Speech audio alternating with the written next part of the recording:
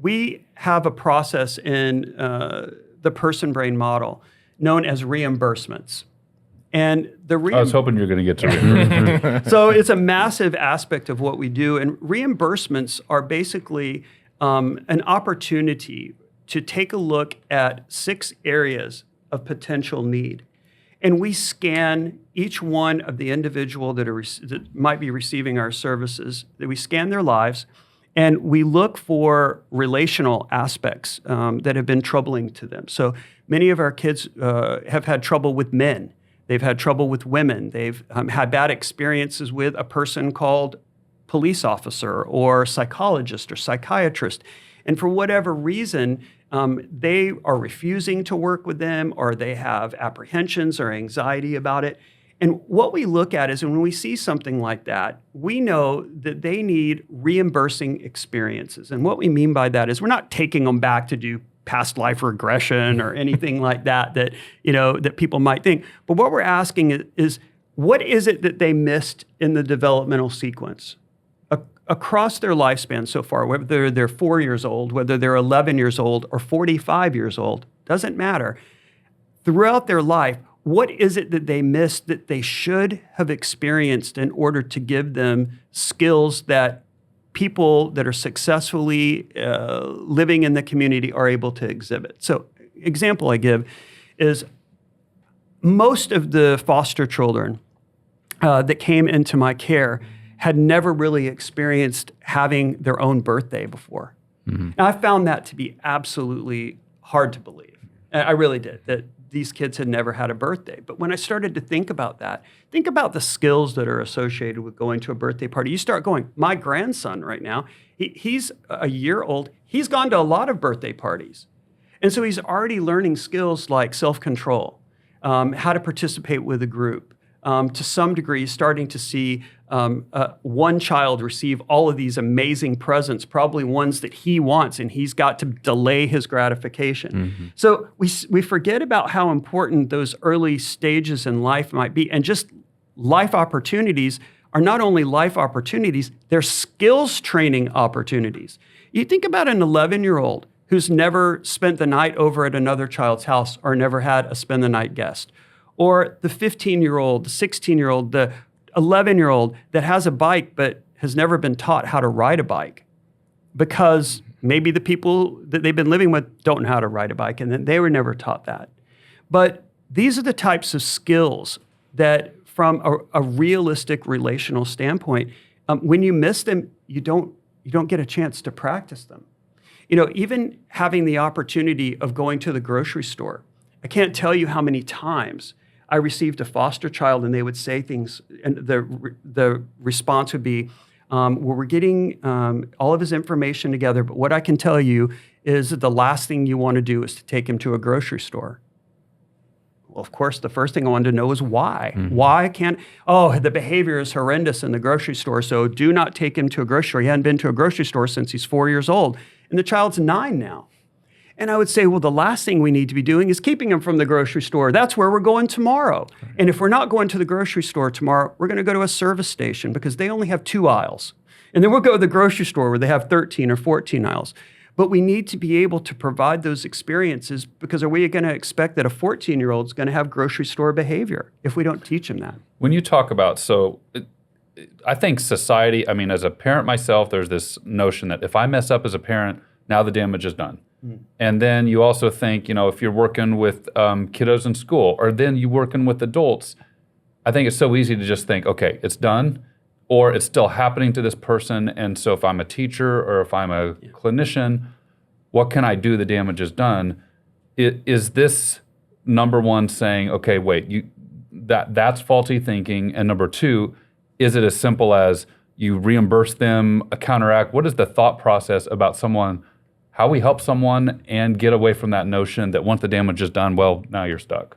I say this is the good news, and this is why I say everyone needs to know about neuroscience. If you're in a helping field, you need this information because ever since the 90s, which, by the way, Bill Clinton declared that the decade of the brain, because more information came out in the 1990s, in that decade, about the brain and its functioning than any other time in history combined. So this is a massive amount of information based on neuroimaging. which is advanced forms of looking at the brain and actually being able to look at it over an And real extended period of fast, time. that means that probably most of the cliches that we grew up with precede most of what we know about the brain. 100%. You know, when I was in graduate school, I remember very clearly hearing from one of my professors at the time that by a child's 13th birthday, their personalities were formed. And there wasn't a lot you could do about it. And it really perplexed me because I had friends of mine who were becoming adolescent counselors. And I didn't want to tell them, oh, yeah, it looks like you have no hope. But in actually, then I went to another class. I was taking it in the same semester, and I have a neuroscience professor that's telling me about this amazing stuff called neuroplasticity and this ability that the brain has in most areas of the brain. Not all areas of the brain are neuroplastic, but in the type of areas that we're talking about in transforming right now are neuroplastic. And what that means is that the brain is a lot more malleable and it's a lot more adaptable than we used to think it was. And so this has really opened up this idea. And even we used to think that if we hadn't intervened and provided the best, most appropriate environment for a child by the age of 3, and this is probably the biggest myth that has been out there, that there really wasn't any more hope for these kids. This is absolutely not true. What we know is it just gets a little bit harder. It's harder to teach those skills that were should have been provided from ages 1, from birth to 3. Maybe just give that pretend age range. And you're trying to do that with a 12-year-old. It might be a little bit harder, but it's still possible. And we need people to understand that's why this book has the name Hopeful Brain, because the science of just neuroplasticity tells us that we can change throughout our lifespan. But there's something even more exciting, I think, right now, and it's the science of epigenetics. And epigenetics basically tells us that our DNA, the DNA sequencing is not our destiny. And we need to be embracing that actually our DNA is changing along with us. And so when the sights, the sounds, the smells, the tastes, and the touches of our lives change from being very violent, aggression-filled, unpredictable, and we then become embraced by environments that are compassionate, that are consistent, they are predictable, they're full of empathy and love. These actually impact the way that our brain starts to redesign itself. Redesigning itself. This was not what we thought was possible. We have that power by influencing all of those factors and changing them to tell the brain, start building new and different pathways. You're not living in the same environment. You're not experiencing the same experiences anymore. And there can be a way to change that. So those are two major things in science right now that we need to know about, and it needs to be driving hope, because that tells us that every single human has hope. No matter how significant, what they've done, what's happened to them, we've got to have that hopeful spirit. And I think one thing I like to talk about this is that I spent about 3 years of my career working with severely mentally ill. Those with like schizoaffective, schizophrenia, those who have not done well in like traditional outpatient. And even from like going back to Adam, what you're saying is those old like sayings that we all know, you can't teach an old dog new tricks. Well, even as a kid, I was like, I don't think that really sounds right. I feel like you could probably teach any age dog any trick you want if you work hard enough at it.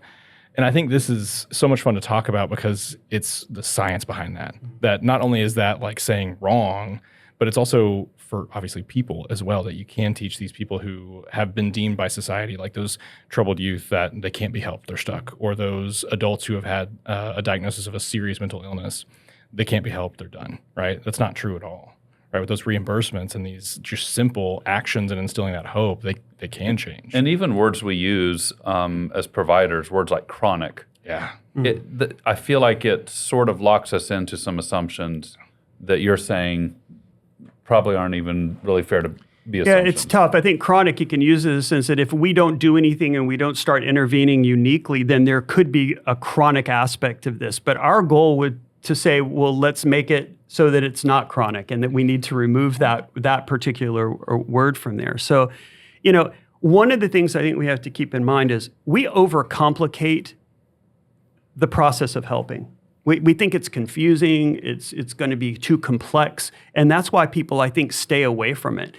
But one of the things we try to help with in the training and in the support that we provide is to explain it's actually very simple. And I'll give you an example of this. And this is with one of my adopted sons.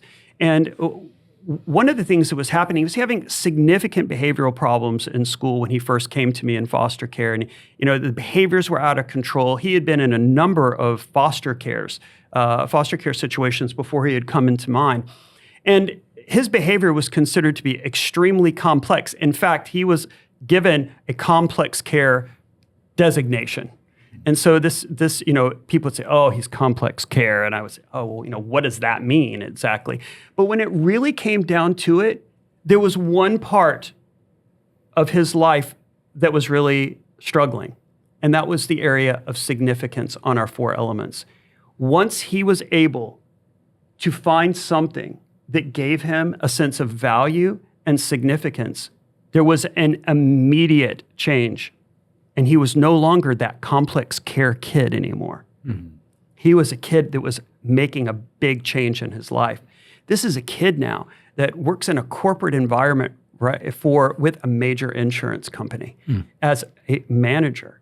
So this is a kid that transformed it. And he will tell you to this day, it was about a particular moment in time that transformed him because it gave him hope. Mm. And that's all he needed. How often is the transformation tied to a point in time versus a consistent? When you talk about reimbursements, how predictable is it when someone's going to start feeling or showing the effects of some of those reimbursements? Yeah, I think it has a lot to do with the intensity of the support and the consistency of it. So when we look at the need for reimbursement, we introduced very quickly relational reimbursement. There's 5 different areas, and it goes even to experiential reimbursements, where we talk about what are the experiences that were missed that are needed, and then how can we do that so that it's developmentally appropriate right now. And also the second thing we want to factor in, is it culturally appropriate? So every time we look at a reimbursement, we really scan people's lives to find out, are they feeling unsafe, insignificant, disrespected, or unrelated? And then we go to look at the reimbursements and develop a profile for them. And again, I have to emphasize this. Our goal is to make whatever we're going to do practical and fit into the normal routine. So we might say, if you're providing relational reimbursement, maybe this young person that you're dealing with or the adult that you're dealing with really won't even go see therapy because they legitimately have had a bad experience with mental health clinicians before, for whatever reason. I remember being introduced one time as a psychologist, and this kid basically looking at me and giving me the finger and saying, I hate psychologists. And I said, why? Because all psychologists get you locked up in the loony bin. And I thought, you know what? You need a reimbursement with psychologists. This individual needs to experience a psychologist differently. But then when I took that same person down the hall to introduce them to the social worker, they had a negative experience about a social worker. So then I said, we need social worker reimbursement as well. Because if we don't do it, it puts that person at risk for years to come that this is unresolved. They may avoid therapy at all costs because they think that their history is their future.